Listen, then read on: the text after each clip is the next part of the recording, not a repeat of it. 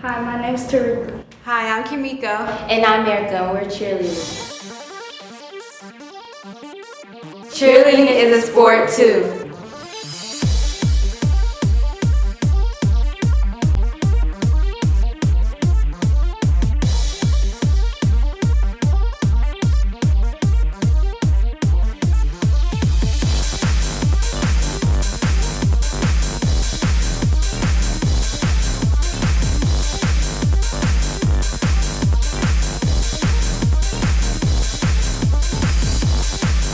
My name is Shanitra Glover. I am co-owner with Monique Smith of Superstars Athletics. We started out coaching. We've been coaching for about 10 years, and we just decided to come out with our own all-star team. We started out with about 7 kids, and we started practicing in Thomasville Recreation Center, and we pretty much went from there, and now we have about 55 cheerleaders now. The reason I think cheerleading is a sport is because it's more physical activity than pretty much a football player.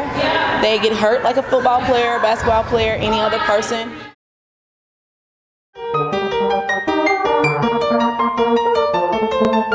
They're working in cardio, they're doing tumbling, flipping, and it pretty much is gymnastics, but they have to learn it much faster than a gymnast does. So if gymnastics is considered a sport, why not cheerleading? We start at the age of 4, and we go all the way up to the age of 18. And it's really challenging for a 4-year-old, but the earlier they start, the more they learn, and the faster they learn. The most difficult position on the squad has to be a flyer.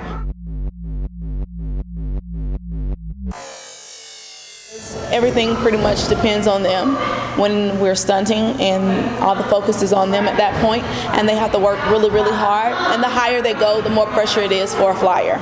The difference between all-star cheerleading and high school rec or middle school cheerleading is all-star cheerleading first is done with all music, and it's more intense, it's more training, it's more hours in the gym, and also you have to learn it in a shorter period of time. You have to learn the gymnastics aspect of cheerleading as well as regular cheerleading. So we're not doing any sideline cheers. We're pretty much learning a full routine for 2 minutes and 30 seconds, and they have to go strong those 2 minutes and 30 seconds. It's more acrobatic than high school. High school is a little bit more slow paced, and All-Star is more action packed. Cheerleading is a sport too.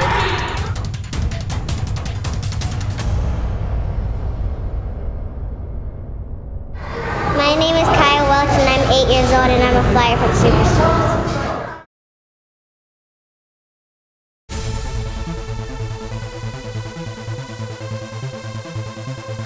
My name is Nala Robinson. I'm a flyer for Superstars Athletics.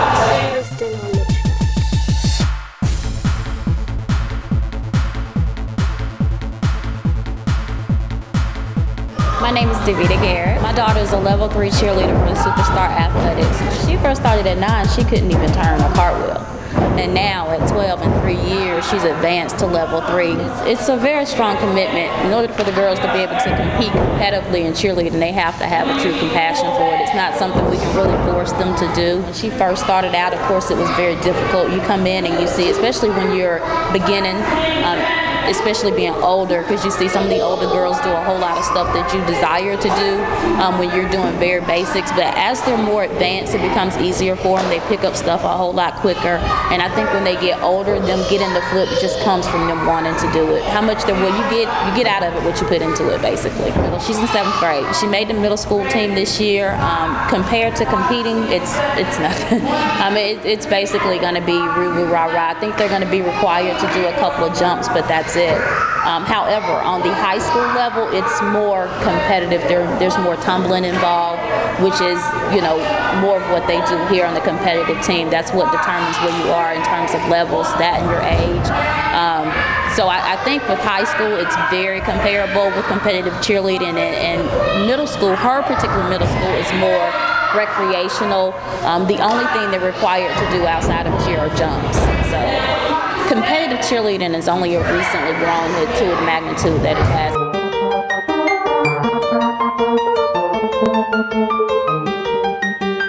So you don't know what these girls have to go through to get to where they are.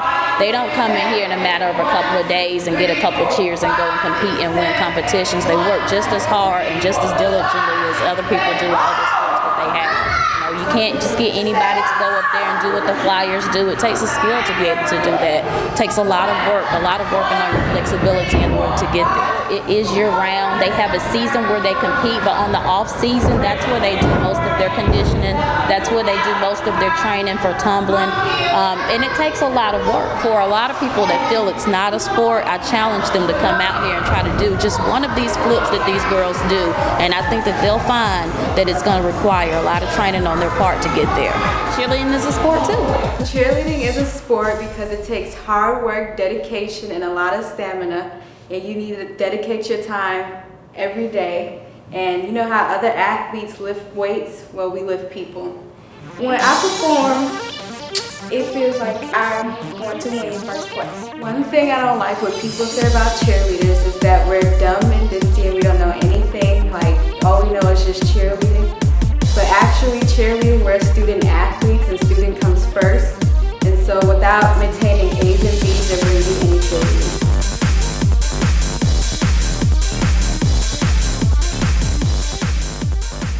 Every cheerleader is not cocky or arrogant. Cheerleaders are just fun-spirited.